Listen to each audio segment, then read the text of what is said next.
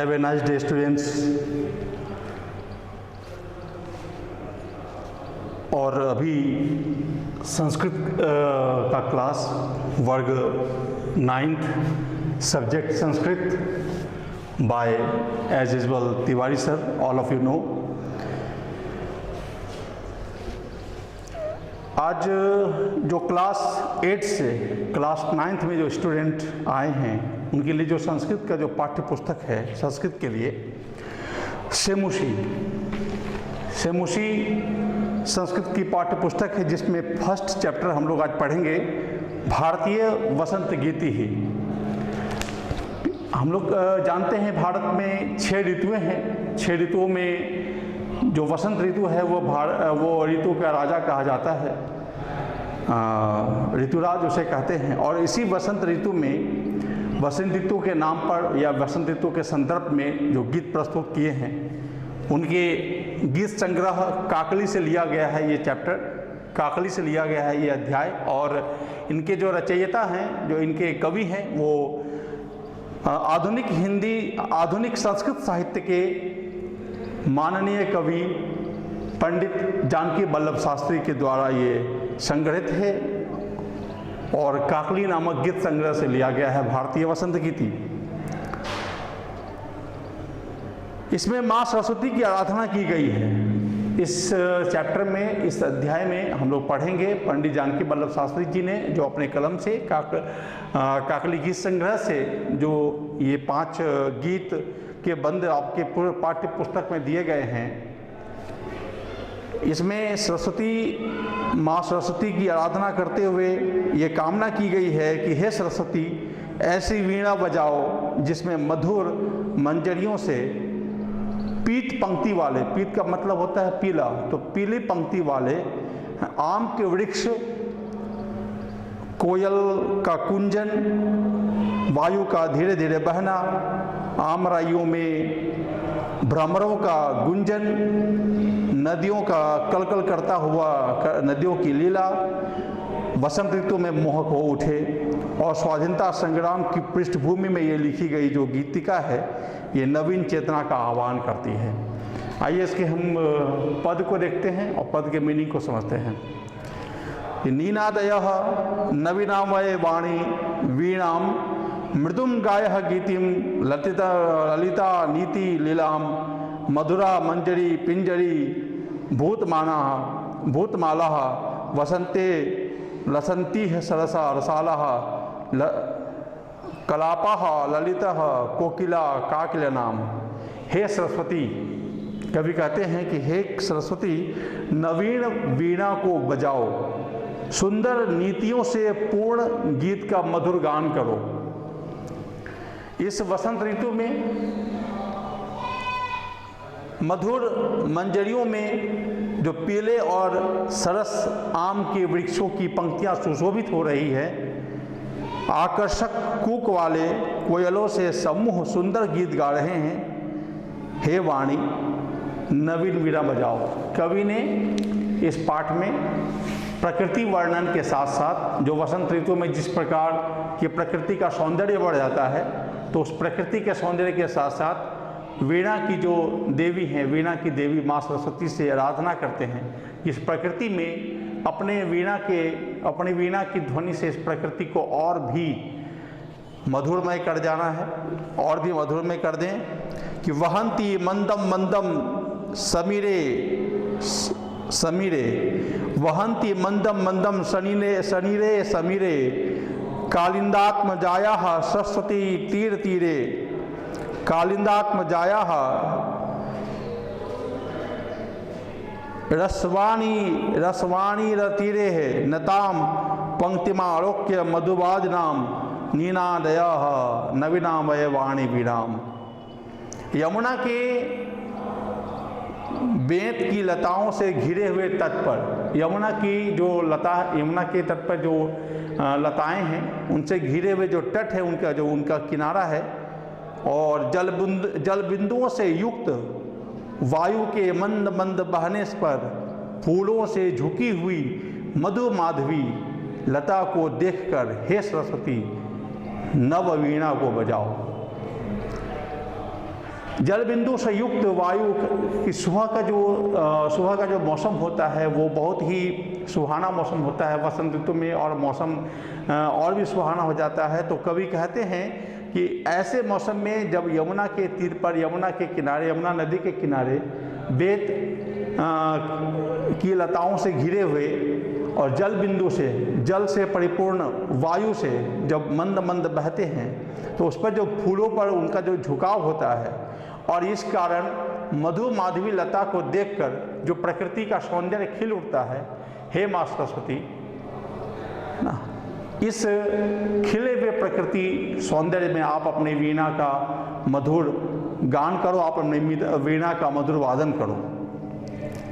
ललित पल्लवे पादपे पुष्प पुंजे, तीसरा पद है ललित पल्लवे पादपे पुष्प पुंजे, मलया मार्दोश्चम्बिते मंजुकुंजे, स्वर्णत्यंती वक्प्रेक्ष मालिनाम निनादयः नवीनामय वाणी वीणाम। मन को आकर्षित करने वाले मलय पवन से स्पर्श किए हुए, मन को आकर्षित करने वाले, मन को सुंदर लगने वाले, मन को अच्छा लगने वाले, मन को आकर्षित करने वाले मलय पवन से जो मलय पवन को, जो सुगंधित पवन, जो मलय पर्वत से होते हुए जो पवन बहती है, जो उस पवन में एक अद्भुत प्रकार का सुगंध होता है, एक अद्भुत प्रकार अद्भुत प्रकार की उसमें अनुभूति होती है। तो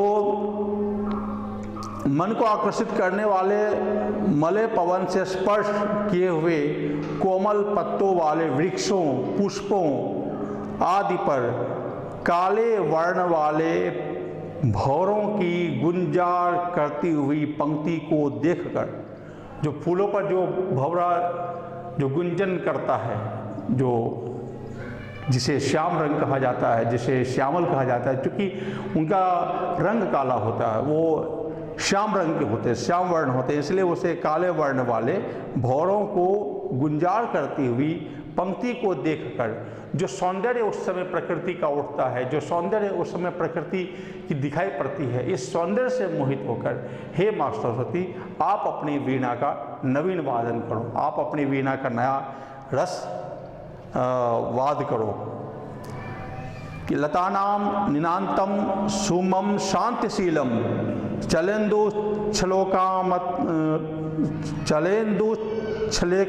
छलेत्कांतम सलिलम सलिलम तवा कर्ण वीणा मदिनाम नदीनाम नीनादय नवीनामय वाणी वीणाम। कि तुम्हारी ओजस्विनी वीणा को सुनकर लताओं के अत्यंत शांत सुमन खिल उठते हैं। कि आपकी वीणा की आवाज़ को सुनकर, आपके वीणा की ध्वनि को सुनकर जो शांत लताएं हैं, जो शांत फूल है, वो भी हिलकर हवा के साथ घुल मिलकर ऐसा लगता है मानो आपके वादन पर झूम उठे हों, और नदियों का स्वच्छ जल क्रीड़ा करता हुआ उछल पड़ता हो। जैसे नदी जब अपनी धार में बहती है तो लहरों के साथ बहती है और लहरें कभी उछलती हैं, तो ये लहरों का उछलना कवि ने उसे इस प्रकार से बिंब में प्रस्तुत किया है कि स्वच्छ जल की लहरें ऐसा लगता है मानो खेल रहे हों, मानो खुशी से उछल रहे हों आपकी ध्वनि को सुन करके। और इस प्रकार से जो कलकल करती हुई जल की धारा उछलती हुई, लहराती हुई जो उसकी धाराएं आगे बढ़ते जा रही हैं, और जो फूल खिले हैं और हवाओं के साथ मिलकर जो झूम उठते हैं, ऐसा लगता है कि आपकी वीणा को सुनकर ये खिल उठे हैं, आपकी वीणा को सुनकर ये प्रसन्नता से खिल उठे हैं। तो ऐसे जो इस प्रकार से जो प्रकृति में एक अनुपम सौंदर्य उठ पड़ता है, एक अनुपम सौंदर्य का जो माहौल बन जाता है, जो वातावरण बन जाता है, ऐसे में हे माँ सरस्वती आप अपनी नवीन वीणा का वादन करो।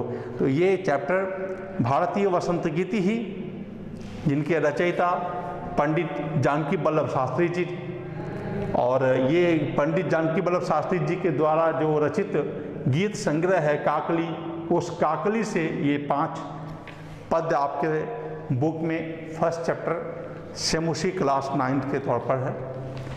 क्या है कि परीक्षा में से प्रश्न उत्तर नहीं आता है संस्कृत में। परीक्षा में क्या हो कि काव्यांश पर आधारित प्रश्न, गद्यांश पर आधारित प्रश्न और नाट्यांश पर आधारित प्रश्न पूछे जाते हैं। तो जो पद्य है, जो कविता है, जो रचना है, जो कॉम्पोजिशन है, उसे दे दिया जाता है और उस पर आधारित 3-4 प्रश्न रहते हैं। उस पर आधारित MCQ मल्टी चॉइस क्वेश्चन, पूर्ण वाक्यन, जैसे एक पदेन उत्तर, पूर्ण वाक्यन उत्तर और भाषिक कार्यम, इसके अंतर्गत इस प्रकार के प्रश्न पूछे जाते हैं। मैं दूसरे अध्याय जो स्वर्ण काकः, इसका थोड़ा आपको परिचय दे दूं ताकि आपको समझने में आसानी होगी। स्वर्ण काकः, स्वर्ण का मतलब सोना, काकः का मतलब कौवा, सुनहरा कौवा, वो कौवा जिसका रंग सुनहरा हो। एक अद्भुत कहानी है, ये श्री पद्म शास्त्री के द्वारा रचित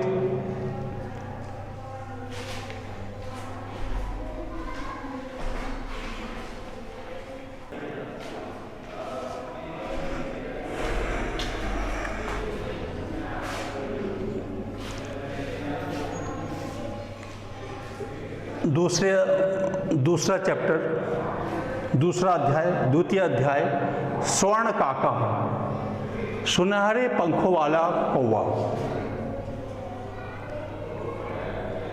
एज यूजुअल संस्कृत क्लास 9 दूसरा चैप्टर, स्वर्ण काकः, सुनहरे पंखों वाला कौवा। ये जो कहानी आपके पाठ्य पुस्तक में द्वितीय अध्याय के तौर पर दिया गया है, ये कहानी कथाकार श्री पद्म शास्त्री द्वारा रचित, कथाकार श्री पद्म शास्त्री द्वारा लिखित कथा संग्रह विश्व कथा शतकम नामक कथा संग्रह से लिया गया है। फिर से एक बार सुन लें। स्वर्ण काकः जो कहानी है वो कथा संग्रह विश्व कथा शतकम से लिया गया है, जिसके कथाकार हैं, जिसके रचनाकार हैं, जिसके लेखक हैं श्री पद्म शास्त्री जी। इस कहानी में लेखक ने जिस प्रकार के मनोवृत्ति का वर्णन किया है, जिस प्रकार की मानसिकता का वर्णन किया है, वो है लोभ, लालच। लोभ और लालच के कारण, लालच के कारण क्या दुष्परिणाम होते हैं, इस कहानी में दिखाया गया। इस कहानी में कथाकार ने प्रस्तुत किया है। वैसे तो हम लोग, आप भी कई कहानियों को ऐसा पढ़े होंगे, कई कहानियों को ऐसे पढ़े होंगे कि जिसमें लोभ, लालच को बुरा दिखाया गया, लालच बुरी बला। इस कहानी में भी इसी प्रकार का वर्णन है। ये वर्मा देश की एक श्रेष्ठ कथा है जिसमें लोभ और उसके दुष्परिणाम के साथ साथ त्याग और उसके सुपरिणाम का भी वर्णन किया गया है। एक सुनहरे पंखों वाले कौवे के माध्यम से इस कहानी को प्रस्तुत किया गया है। इस कहानी का सार मैं थोड़ा बता देता हूं आपको। इस कहानी में यह है कि प्राचीन गांव में एक निर्धन स्त्री रहती थी, एक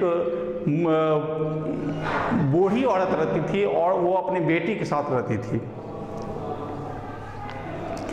एक बार वो जो बूढ़ी औरत है, एक बार चावल को छत पर फैलाकर अपनी बेटी से उसे रक्षा करने को कहती है।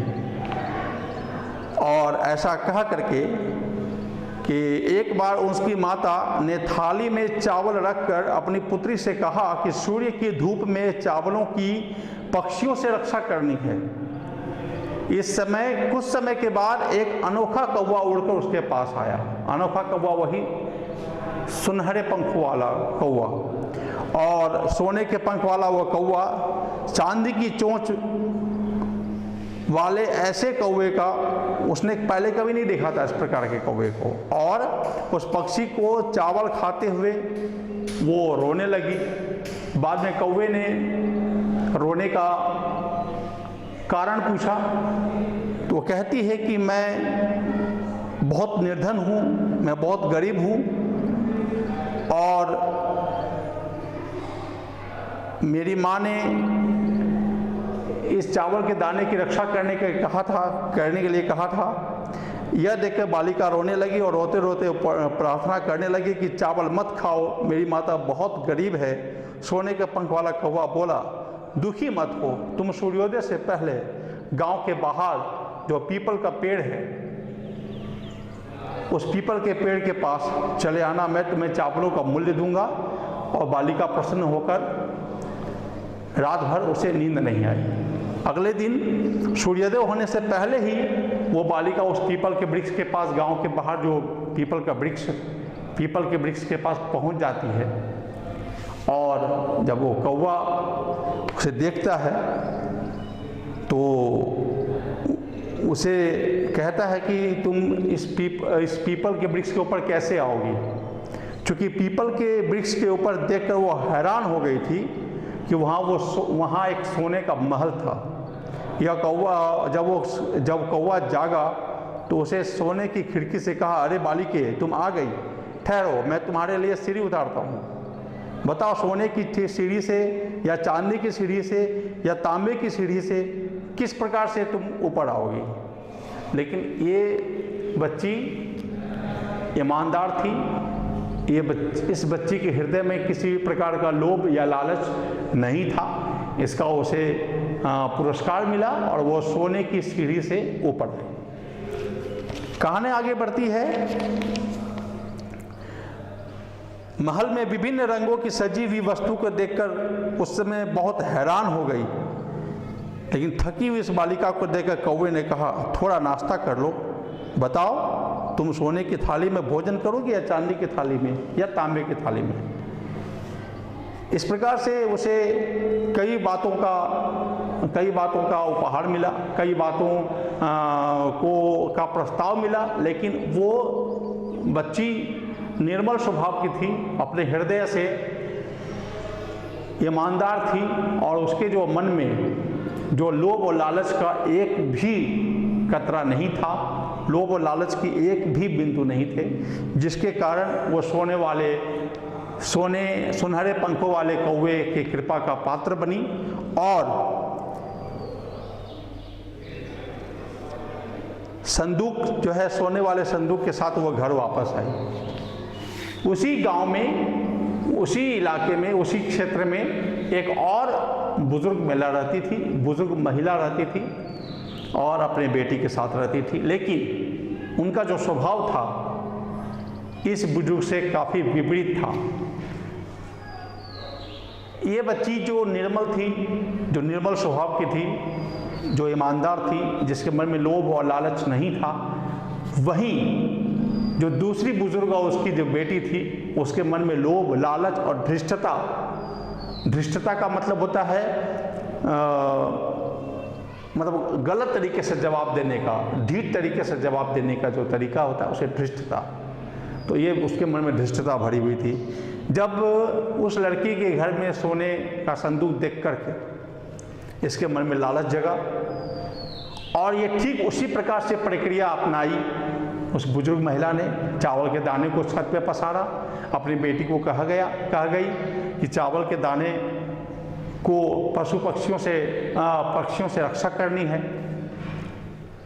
ठीक सुनहरे पंखों वाला कौवा आया, चावल के दाने खाने लगा, लेकिन इसके जो आंसू थे, लेकिन इसके जो रोने के जो तरीके थे वो बनावटी थे, क्योंकि उसके मन में लोभ घिरा हुआ था, उसके मन में लालच घिरा हुआ था। सोने के पंखों वाला वो कौवा इसके मन के इरादे को भाप गया और उसने कहा कि ठीक अगले सुबह तुम गांव के बाहर जो पीपल का वृक्ष है वहाँ पर आ जाना। अगले दिन सुबह होने से पहले ही ये गांव के बाहर जो वृक्ष का पेड़ है, जो पीपल का पेड़ है, वहाँ पहुँची और बड़ी धृष्टता के साथ कौवे से बातचीत की। और जो जो उस लड़की को प्रस्ताव मिला था, वही प्रस्ताव इस लड़की को मिला। सोने की सीढ़ी, सोने के भोजन में थाली, सोने के थाली में भोजन और कई प्रकार के संदूक। ये सभी चीज, ये सभी वैभव को देखकर, सभी चीज़ों को देखकर इसके मन में अपार लालच घिर आए और इस लालच में पड़ी। लेकिन कौवे ने उसके लालच की सजा दी और उसकी इच्छा के विपरीत काम हुआ। और अंत में लौटते समय स्वर्णिम कौवे ने कमरे के अंदर से 3 पेटियां उसके सामने रखी। उस लोभी लड़की ने सबसे बड़ी पेटी को उठाकर उत्सुकतावश जैसे ही उसने पेटी को खोला, उसमें भयंकर काला सांप देखा। लालची लड़की को लालच का फल मिल गया। उसके बाद उसने लोभ त्याग दिया। ये थी ये कहानी थी स्वर्ण काका सुनहरे पंखों वाला कौवा। कथाकार श्री पद्म शास्त्री जी, कथा संग्रह विश्व कथा शतकम। डियर स्टूडेंट्स, आज जो आप कहानी सुन रहे हैं या कविता सुन रहे हैं, इसके बाद जो क्लास में इसके प्रैक्टिस के लिए मैं रहूँगा कि कैसे काव्यांश पूछे जाते हैं, कैसे गद्यांश पूछे जाते हैं और उस काव्यांश का उत्तर और गद्यांश का उत्तर कैसे लिखना है, किस प्रकार से लिखना है, ये आगे मैं आपको नेक्स्ट क्लास में बताऊँगा। अभी जो कहानी है, आपके बुक में 3 प्रकार के कैटेगरी, मतलब 3 प्रकार के विधाएं दी गई हैं: नाटक, कहानी और कविता। जो नाटक है उसके संदर्भ में जो प्रश्न पूछे जाते हैं वो भी नाट्यांश कहलाता है कि नाटक के कुछ अंश आपको प्रश्न पत्र में दिए रहेंगे। 2-3 चरित्र के डायलॉग, संवाद दिए रहेंगे और उस संवाद के आधार पर आपसे प्रश्न नीचे दिया रहेगा। एक पदेन उत्तरता, पूर्ण वाक्यन उत्तरता, भाषिक कार्य, इसके अंतर्गत प्रश्न रहेंगे। सेम यही फॉर्मेट, सेम यही तरीका काव्यांश के साथ और यही तरीका गद्यांश के साथ रहेगा। इसके बाद जो प्रश्न पूछे जाते हैं वो है प्रश्न निर्माण। सेंटेंस यानी वाक्य दिए रहेंगे, वाक्य में किसी एक शब्द के नीचे रेखांकित किया हुआ रहेगा, किसी एक शब्द, कोई एक शब्द रेखांकित किए हुए रहेंगे और उस शब्द के स्थान पर प्रश्नवाचक शब्दों का प्रयोग करते हुए पुनः फिर से उस सेंटेंस को लिखना होगा। और जो और तरीका है प्रश्न पूछने का, इसके बाद है घटना क्रमानुसारेण। घटना क्रमानुसारेण वाक्यानि पुनः लिखित।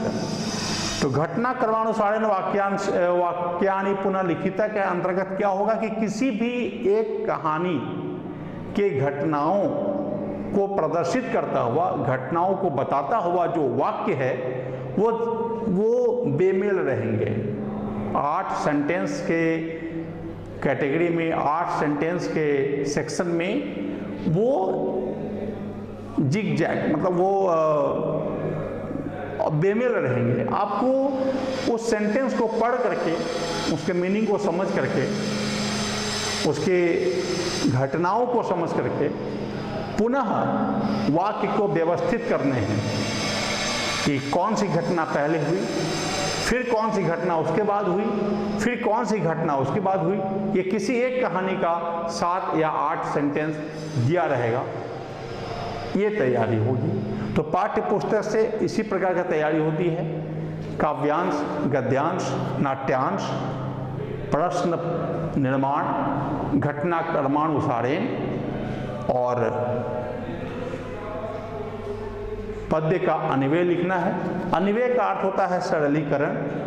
जो आपको पद्य में कविताएं 2 लाइन 4 लाइन जो भी कविताएं हैं, जो भी श्लोक हैं, वो श्लोक दिए रहेंगे, उस श्लोक का सरलीकरण आपको करना है। और उसके बाद पर्याय पदम, पर्यायवाची, विलोम शब्द, इन सब का मेल करना है। तो इस तरह से प्रश्न पूछे जाते हैं चैप्टर में। तीसरा chapter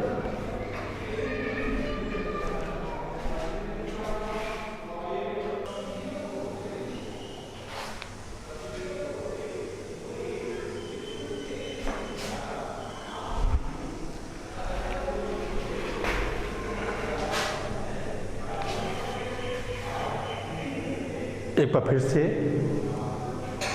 have a nice day students. Sanskrit class 9th chapter 3 सोमप्रभम। अभी आपने एक चैप्टर भारतीय वसंत गीति फर्स्ट वो कविता पाठ, सेकेंड चैप्टर द्वितीय अध्याय में आपने पढ़ा स्वर्णकाकम, उसके बारे में जाना।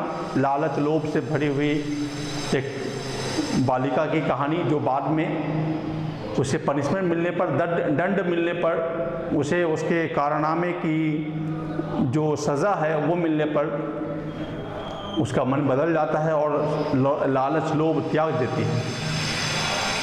थर्ड चैप्टर तृतीय अध्याय सोमप्रभम, ये नाटक है, ये नाटक है सोमप्रभम। और इस नाटक को जो लिखने वाले हैं नाटककार प्रोफेसर राधा वल्लभ त्रिपाठी जी, प्रोफेसर राधा वल्लभ त्रिपाठी। और इसके जो नाटककार हैं प्रोफेसर राधा वल्लभ त्रिपाठी जी। और ये जो सोमप्रभम नाटक है, ये जिस नाट्य संग्रह से लिया गया है, ये जिस नाट्य संग्रह से लिया गया है वो है प्रेक्षण सप्तकम, नाट्य संग्रह प्रेक्षण सप्तकम। और इस नाटक में हम लोग देखेंगे कि ये पुराने समाज के रीति रिवाजों को उजागर करता हुआ एक कहानी है, उजागर करती हुई एक कहानी है। और वो पुराना वो जो रीति रिवाज है वो है दहेज प्रथा। हालांकि वर्तमान समय में भी दहेज प्रथा है, लेकिन उस प्रकार से भयानक नहीं है जिस प्रकार एक समय में हुआ करता था। तो उसी समय का प्रतिनिधित्व करते हुए ये कहानी सोमप्रभम आपके पाठ्यपुस्तक चैप्टर नंबर 3। इसमें जो कहानी के जो पात्र हैं वो है सोमप्रभम, विमला, सोमप्रभम की माँ है विमला, सोमप्रभा की माँ है विमला, और विमला के सास, ससुर और पुलिस अधिकारी। ये चरित्र है। और इस कैरेक्टर के अंतर्गत ये एक अंक जो है, एक अंक आपके सामने सोमप्रभम चैप्टर में ये कहानी दहेज प्रथा जैसे बुरे रीति रिवाजों के प्रति कटाक्ष करते हुए उस समय के इस दूह प्रथा को दर्शाती है। कहानी में विमला जो है अपनी बेटी सोमप्रभा को जगाने जाती है कि स्कूल जाने के लिए लेट हो रही है। विमला कहती है कि सोमप्रभा कहती है कि आज उसे स्कूल जाने का मन नहीं है। और इसी बीच विमला और उसके सास ससुर में बातचीत होती है और बड़े ही कड़े शब्दों में विमला के सास ससुर उनके साथ बड़े ही कड़े शब्दों में व्यवहार करते हैं और एक अमानवीय तरीके से उसके साथ बिहेव करते हैं, अमानवीय तरीके से उसके साथ व्यवहार करते हैं, क्योंकि विमला के सास ससुर को उनके मायके की ओर से दहेज नहीं मिल पाया था, जिसकी कुटिलता उसके सास और ससुर के मन में भरी पड़ी। और उस दिन एक घटना घटती है कि विमला के जो सास ससुर हैं वो विमला को रसोई घर में ले जाते हैं और कटु वचन, बिल्कुल कड़वी बातों के साथ अमानवीय तरीके से व्यवहार करने के पश्चात वो उसे रसोई घर में ले जाते हैं और उसे जलाने का प्रयास करते हैं। इतने देर में पुलिस निरीक्षक वहाँ पहुँचते हैं और विमला को जलने से बचाते हैं। पुलिस निरीक्षक पहुँचते हैं सोमप्रभा के कारण, क्योंकि सोमप्रभा पुलिस निरीक्षक को बता चुकी होती है और पुलिस निरीक्षक उसके घर पर पहुंचते हैं, पुलिस अधीक्षक उसके घर पर पहुंचते हैं और विमला को जलने से बचाते हैं। ये नाटक का एक छोटा सा अंश दहेज प्रथा के प्रति कटाक्ष करते हुए सोमप्रभा एक ऐसी बच्ची जो अपनी दिलेरी और अपनी साहस का परिचय देती है और जा कर के पुलिस थाने में रिपोर्ट कर पुलिस निरीक्षक को अपने घर पर लाती हैं और उसे दादा दादी द्वारा किए गए उसके माँ के प्रति जो अमानवीय व्यवहार है उसके प्रति उसे दंडित करवाती है। सोमप्रभा, इसलिए इस नाटक का नाम सोमप्रभा, क्योंकि सोमप्रभा के माध्यम से नाटककार ने एक साहसी लड़की का निरूपण किया है, एक साहसी लड़की को बताया है कि अत्याचार और अनाचार के खिलाफ, अत्याचार अनाचार के विरुद्ध आवाज़ उठानी चाहिए, विद्रोह करना चाहिए, क्योंकि अत्याचार और अनाचार के विरुद्ध जो आवाज़ उठाता है उसे विद्रोह नहीं कहते हैं। इसलिए नाटककार ने इस कहानी का, इस नाटक का नाम सोमप्रभा रखा।